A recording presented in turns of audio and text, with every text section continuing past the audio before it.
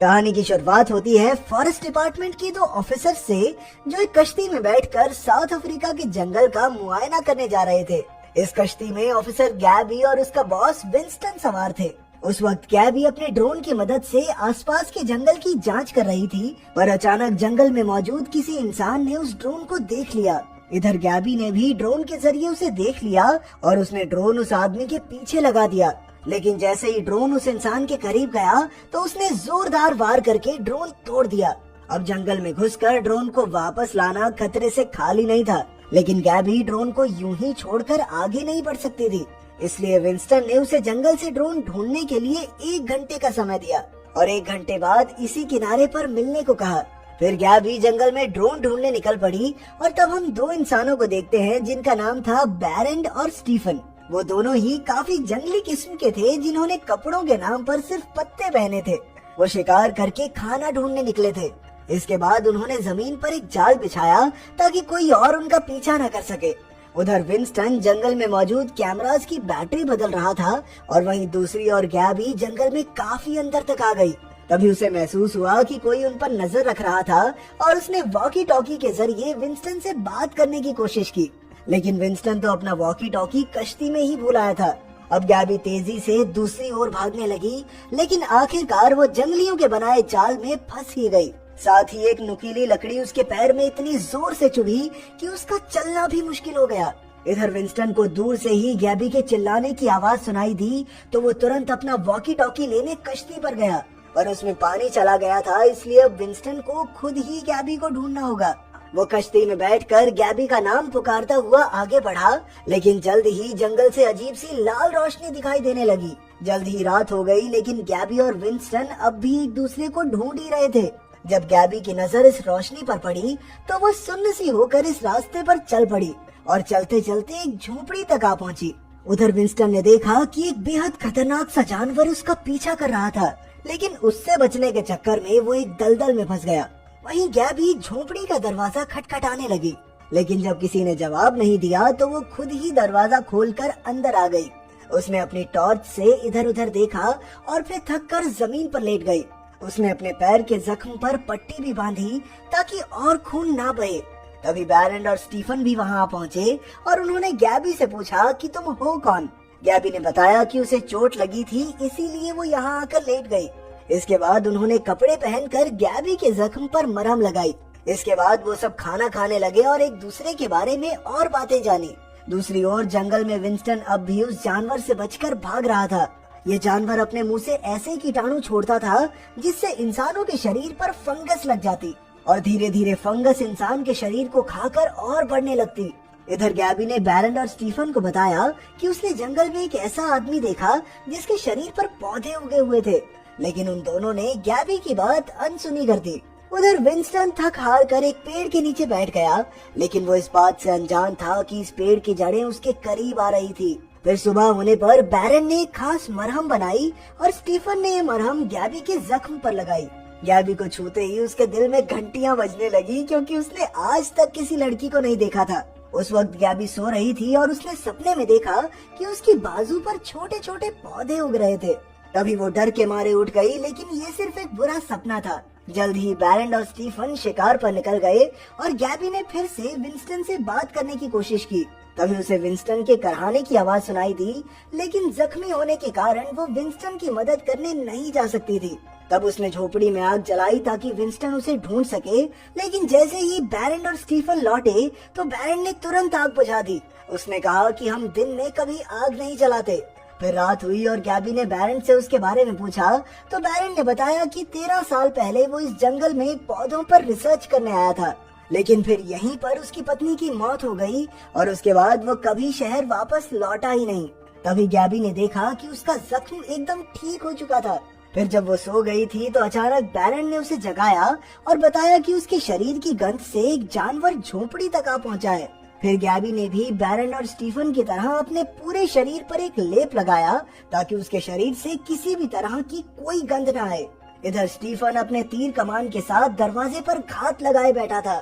जल्द ही इस जानवर की जड़ें गैबी की ओर बढ़ने लगी, लेकिन ऐन वक्त पर बैरन ने अपने चाकू से उन्हें काट डाला। इससे वो जानवर गुस्से में तिलमिला उठा और दरवाजा तोड़कर अंदर घुस आया। ये काफी वहशी और अजीब सा जानवर था, जिसका शरीर तो एकदम इंसानों जैसा था, लेकिन उसके पूरे शरीर पर पौधे उगे हुए थे। इसी वजह से वो कुछ भी देख नहीं सकता था और सिर्फ अपनी सुनने की शक्ति के भरोसे ही वार करता। अब वो गैबी पर हमला करने ही वाला था कि बैरन ने बिना समय गवाए एक जोरदार वार से उसे मौत के घाट उतार दिया।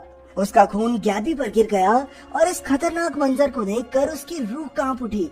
फिर स्टीफन ने फटाफट गैबी के कपड़े उतारकर सारा खून पोंछा ताकि गैबी फंगस का शिकार न हो जाए। इसके बाद बैरन उस जानवर का खून जलाने लगा और गैबी को सच बताया। असल में ये एक ऐसा जानवर था जो इंसानों पर फंगस के कीटाणु छोड़ता, जिससे पूरे शरीर पर पौधे उगने लगते और जल्द ही वो इंसान बिल्कुल ऐसे ही दरिंदे में बदल जाता था। अगले दिन गैबी ने स्टीफन को शहर की जिंदगी के बारे में बताया और अपना फोन भी दिखाया, जिसे देखकर स्टीफन काफी हैरान हुआ। लेकिन अचानक बैरन ने गैबी का फोन छीनकर तोड़ डाला। वो हरगिज नहीं चाहता था कि उसका बेटा बाहर की दुनिया की चीजों के संपर्क में आए। असल में बैरन जंगल में रहकर अजीबोगरीब खोज करने लगा था और इतने सालों में उसने यहाँ के जीवन पर एक किताब भी लिखी थी। वो रोज एक पेड़ की पूजा करता था जिसमें भयानक सा फंगस लगा हुआ था। पूजा करने के बाद वो पेड़ के 2 मशरूम तोड़कर एक खुद खाता और एक स्टीफन को खिला देता। उसका मानना था कि ये पेड़ का प्रसाद है, जिससे उसके शरीर पर फंगस नहीं लगता। इसके बाद जब वो घर लौटे तो उन्होंने देखा कि गैबी के शरीर पर भी फंगस बढ़ने लगा था। इसलिए बैरन ने उसे वापस लौट जाने को कहा, लेकिन स्टीफन को गैबी से लगाव हो गया था और वो जानता था कि ये फंगस ऐसे नहीं छूटेगा।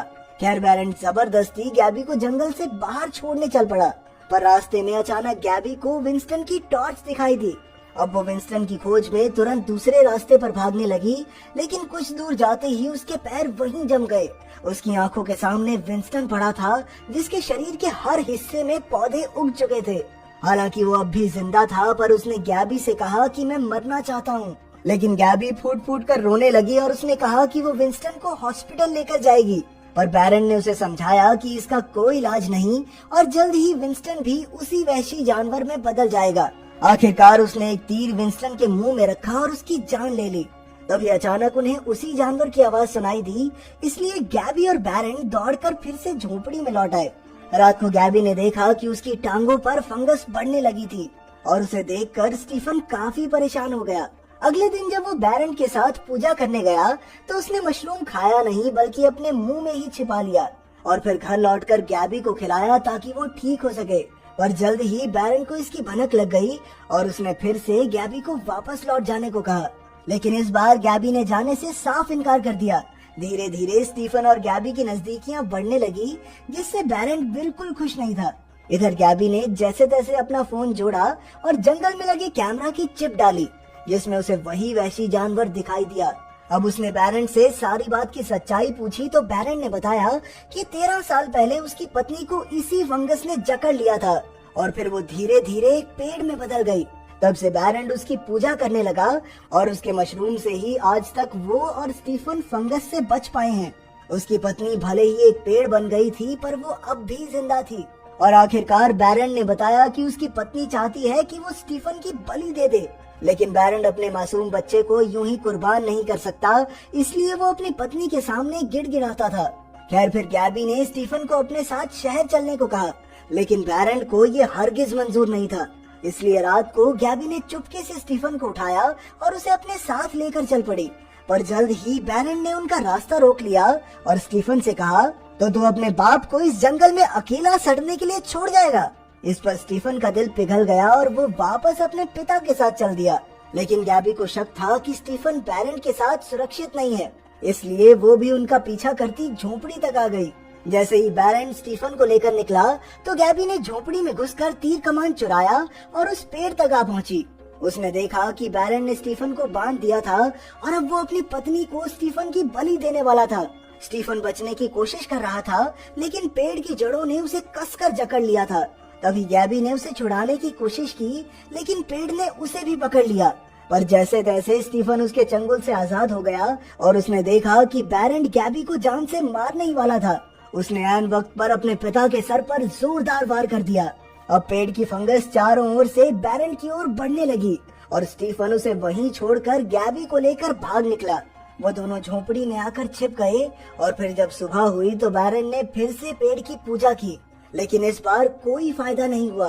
पेड़ बलि का भूखा था, इसलिए उसने बैरन को ही चुन लिया और धीरे धीरे उसके पूरे शरीर पर छोटे छोटे पौधे उगने लगे। वहीं झोपड़ी में गैबी के शरीर पर भी तेजी से पौधे उग रहे थे। कुछ ही दिनों में उसका पूरा शरीर फंगस से भर गया और आखिरकार गैबी ने स्टीफन को शहर जाकर एक नई शुरुआत करने को कहा। पर स्टीफन का दिल अब भी गैबी पर अटका हुआ था, लेकिन अब गैबी का बचना नामुमकिन था, इसलिए वो उसे अलविदा कहकर मजबूरन शहर की ओर निकल पड़ा। जल्द ही उसने शहर के तौर तरीके सीख लिए, लेकिन शायद वो इस बात से अनजान था कि वो अपने साथ जंगल के उस खतरनाक फंगस को